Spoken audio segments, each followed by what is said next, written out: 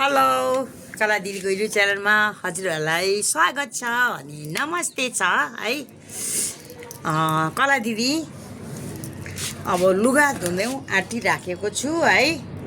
अब लुगाहरू यहाँ मार्नु पर्यो गाइस हो है। अब श्रीमानज्यूले चाहिँ भोलि धुऊ न भन्नुहुँदै थियो है। अनि अब धुनु पर्यो, उहाँले चाहिँ भोलि धुनुपर्छ भन्नुहुँदै थियो है। अब आज नै धुनु पर्यो।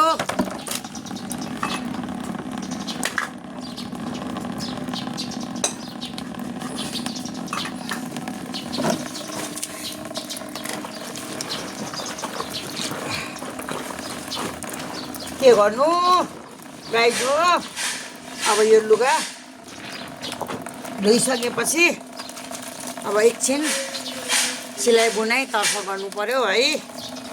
अब भिडियो लामो भयो भन्दामा माया नगर्नु होला है। हजुरहरूलाई कति कला दिदीले है खाएको मात्रै देखाउँछ होइन। अब लुगा धुनु पर्यो, लुगा मैला भएछ है। के गर्नु यस्तै छ गाइस हो। मलाई चाहिँ लुगा धुनु चाहिँ बाहिर नै सजिलो लाग्छ। अनि बिचारा मेरो श्रीमानज्यूले चाहिँ भोलि धुनु पर्यो म धुन्छु नि भन्नुहुँदै थियो। अनि मैले हुन्छ मैले भिजाइहालेँ। श्रीमानज्यूसँग भनेको है। अनि उहाँले पनि अब यसपछि खाजा बनाउनुहुन्छ नि त। अब बाँडीचुडी काम गर्नुपर्छ होइन र।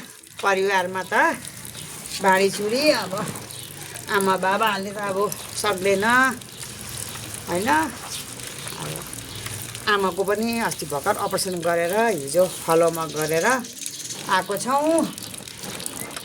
अनि अब मेरो श्रीमानज्यूले खाजा बनाउनुहुन्छ। उहाँले नै म भोलि धुन्छु लुगा भन्नुहुँदै थियो है। अब मैले भिजाइहालेँ होइन। अब मिलिजुली त गर्नुपर्छ नि है। अब फेरि हस्पिटल जाने कार्यक्रम सकेकै छैन साथीभाइ हो। यस्तै हुन्छ है। घरमा आमा बाबाहरू बुढाबुढी भएपछि सेवा गर्नुपर्छ है। हजुरहरूले पनि त गर्नुपर्छ, गर्नुहुन्छ होला है। कहिले कहिले त कला दिदीको बुढेसकाल भएपछि अलिअलि जिब्रोहरू पनि लटपटिन्छ है गाइस हो। माया नगर्नु होला है।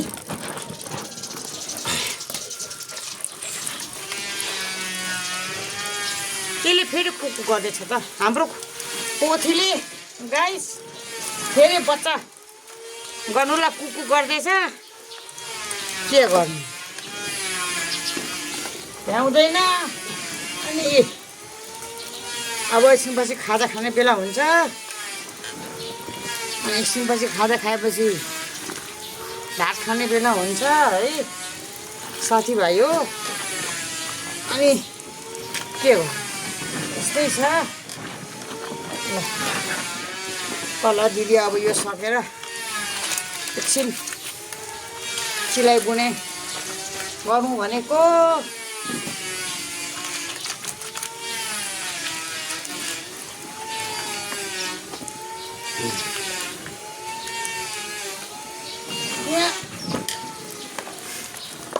हिजो मल हालेको बेसरी झिङ्गा आइरहेछ। श्रीमानज्यूले के हाल्यो बुढी बेसरी झिङ्गा आयो भन्नुहुन्छ। अनि पिन हालेको खुल्लै भनेको गाइस हो।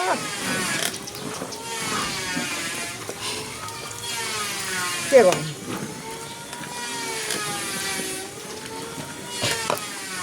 श्रीमानको पनि प्यान्ट सबै मैला भइराखेको थियो। धुनु भ्याएन, फेर्दै फेर्दै लाउनुहुन्छ। अनि भोलि धुन्छु भन्नुहुँदै थियो। अनि बिचारा है उहाँले पनि भित्र काम गर्नुहुन्छ। अनि भोलि धुनुपर्छ बुढी राख भन्नुहुँदै थियो। अनि म चाहिँ धुइहालेको है, के गर्नु। आज पनि धुने हो, भोलि पनि धुने हो होइन साथीभाइ हो गाइजो।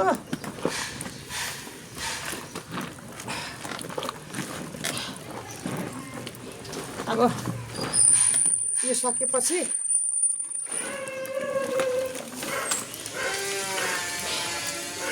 एकछिन बुन्नु पर्यो। के भन्नु,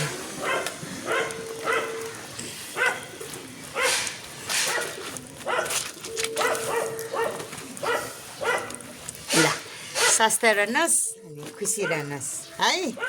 ल भने अर्को भिडियोमा हस् त।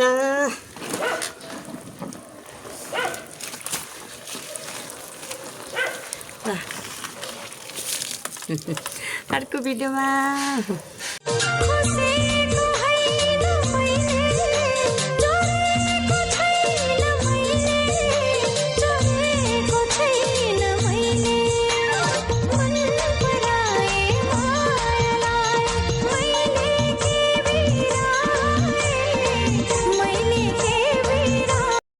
हेलो नमस्ते छ कला दिदीको युट्युब च्यानलमा वेलकम छ हजुरहरूलाई है। यो फुल हेर्नुहोस् त, वा भेरी नाइस।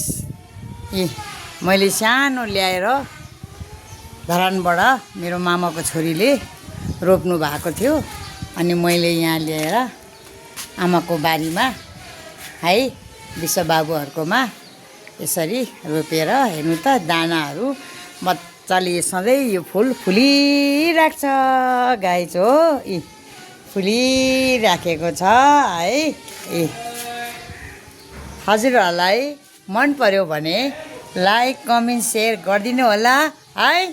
अनि हजुरहरूलाई यो फुल मन पर्यो भने कला दिदीसँग हजुरहरूले लिनु आउनु सक्नुहुन्छ है। ल हेर्नु त भेरी नाइस ब्युटिफुल। हेर्नुहोस् न, वा वा विश्वबाबुको घरमा वा कोपिला पनि लाग्दैछ। कोपिला लाग्दैछ। पहिला सानो थियो, अनि मैले चाहिँ यो अग्लो हुन्छ अनि मैले होचोमा बनाएको छु।